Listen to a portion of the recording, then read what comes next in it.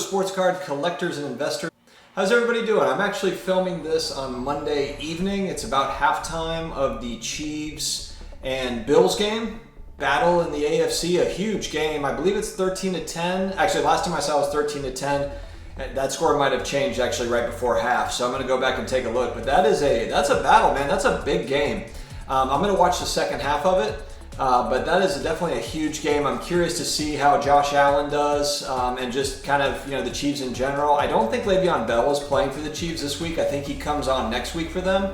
But that'll be interesting to see if he makes any sort of a difference for those guys moving forward. So big stuff in baseball going on. We have a World Series, guys. We've got the Dodgers and the Rays. I lived in Tampa for a long time, so I know that Rays fans have to be pretty psyched. And then you've got, the Lightning winning the Cup. I mean, the Bucks are doing pretty good. It's like the best time to be a Tampa Bay sports fan, maybe ever, probably ever, actually. But the one thing I've heard too, I've gotten comments that I kind of look a little bit like Clayton Kershaw, and I don't know if that's a compliment or not because he hasn't exactly been lights out in the playoffs, but. You know what? I'm going to go out on a limb and say that he's going to redeem himself in the World Series. I think that something amazing is going to happen. I'm probably really jinxing it hard this time, but just the way that he's kind of choked, I think that really it's kind of like the sky is, he's kind of hit the bottom as far as, fans are concerned. So I'm hoping that he does bounce back a little bit. I'm not a big baseball fan by any stretch of the imagination, but, for a guy that is a really good player that's had struggles in the playoffs, I wouldn't mind seeing him do well. So we'll see what happens. But today we are going to be talking about a subject that I've heard a lot about, especially over the last 30 days or so, and it's, are we in a sports cards bubble? Are we in a bubble? And I think it's an important topic to talk about because it can be defined a few different ways, I think. And let's also just kind of put out there too that all markets go through different bubble type areas, whether it be real estate or stock market. You hear about the .com bubble, from the late 90s and early 2000s, the .com bubble, where you had a bunch of companies. There was a ton of .com companies that popped up with the age of the internet coming on, and you had companies like Amazon and eBay that were very, very inexpensive at that time, but they were the outlier as far as companies that survived that time. There was tons and tons of companies that went out of business during that time. Not that sports cards is on par with the stock market. It's not. It's very, very niche in comparison, but you can draw some similarities to those things. For collectibles, there's always little speculative bubbles all the time. You could make an argument for many, many different types of collectibles. One that's famous is Beanie Babies. In the 90s, that was a speculative bubble that lasted 5 or 6 years and then did burst. But that was where basically the owner, the founder, was creating limited edition Beanie Babies and only supplying certain suppliers in certain numbers. And so it did create a limited edition, collectible essentially, and it caught on, and it was something that people collected and put a lot of money into, and thought that was going to be the next big thing. It was kind of a pop culture phenomenon, and it did end up fizzling out. But during its time, it was hot for sure. I remember. My family didn't buy a ton of those. We were into other things, but I just remember them. They were not all over the place because like I said, they only went to certain distributors, and they were fairly limited in the numbers that were produced and given off to these distributors. So, all of these types of collectible type, markets, there are speculative bubbles all over the place. Now you've got graded video games, you've got graded action figures, you've got, all sorts of things, that have come up here that have become more popular over the last couple of years. But even, stuff that is more, there's graded U.S. currency that goes back to, the 1800s. There's, of course, rare coins, that are graded as well. There's all sorts of different markets. So sports cards is getting a lot of attention because over the last, 15 months, really the last 12 months especially, it's really skyrocketed a lot of the prices. And then it creates that question of, hey, is this a speculative bubble that we are living in? And to some degree, I would say yes, to some degree. I don't think the entire market is a bubble, because sports cards are an established market. They've been around, for 120 years is when kind of the market began. So this isn't some brand new thing. Even Pokemon, which is very hot right now, they're about to celebrate the 25th anniversary of it, so it's very short, the lifespan. Sports cards go way back over generations. It's an established market, so this isn't something that just kind of popped up on everybody.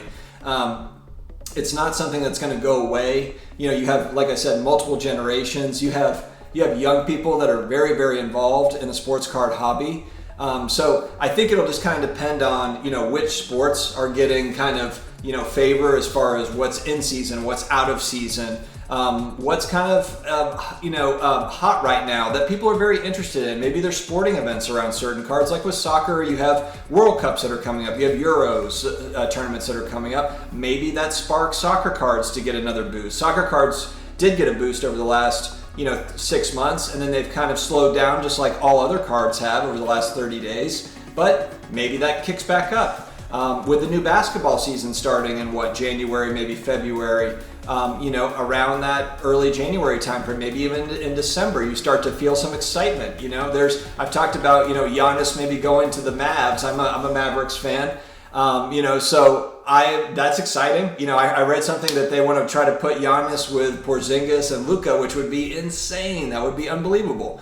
So it's stuff like that. We're sports fans. We're sports fans first, and then you have sports cards that are an extension of all that, which makes it so fun. And then to add another layer, you've got the childhood factor. If you were a collector as a child, there's a nostalgia piece that's all wrapped into that makes it amazing. So are we in a bubble as far as prices go? To some degree, yes, probably. But I don't think that it's something to where it bursts and then the water washes out and it all goes back to the way that it was. I think that we will have kind of a new floor. I think there will be certain segments of the market that maybe were a fad.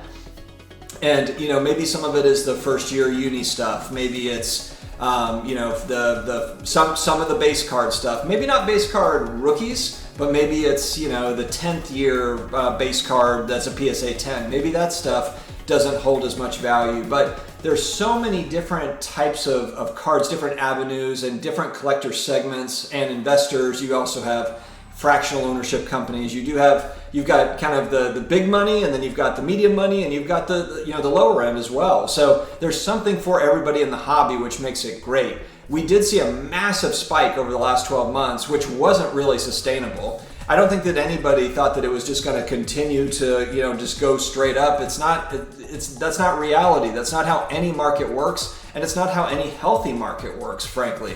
So it's a good thing that prices have come down and kind of stabilized a little bit because of just the insane growth, because there's been a lot of demand. There's been a lot of people getting back into the market. I'm 39. I got back in 2 years ago, but there's a lot of people that are my age that have disposable income that found this and were like, oh my gosh, I remember collecting as a kid, and now what? The graded cards, the same thing I did 2 years ago. There's a bunch of people 3 months ago, 6 months ago, 9 months ago that were dealing with everything that's going on in the world. They're home, and they've got time to research the stuff. They see it. So, there are people still coming in that are around my age. And then, amazingly too, there's a ton of young people that are involved. There's teenagers, there's college kids that are into this. And then, of course, you have people that have been collecting for a long time that are in their 50s, 60s, 70s, 80s, etc.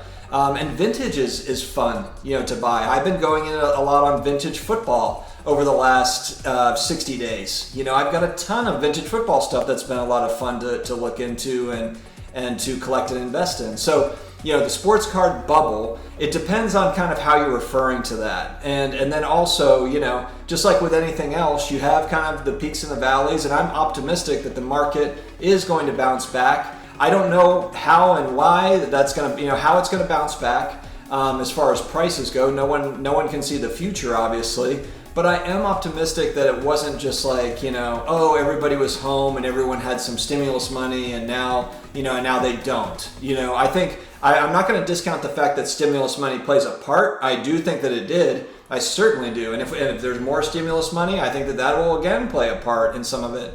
But do I think that's really the only thing that drove it? No. I think that there's a bunch of different factors that drove the demand in sports cards. Because frankly, before before the virus hit and before stimulus hit and all that stuff, it was picking way up. It was picking up in December of last year and January of this year. It was already on an upward trajectory, and then that just kind of gave it some gas, put the the foot on the pedal a little bit. So I'm optimistic. I do think that we're going to see some changes. You're going to see an evolving market, I believe, but that's all kind of part of the fun. And I'm going to be here to document it, do my research, share it with you guys. So thank you for tuning in and listening.